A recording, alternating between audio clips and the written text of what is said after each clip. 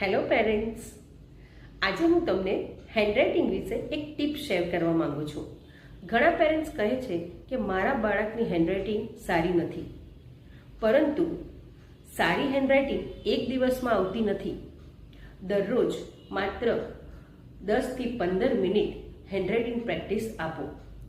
બાળકને ધીમે અને ચોખ્ખું લખવાનું પ્રોત્સાહન આપો,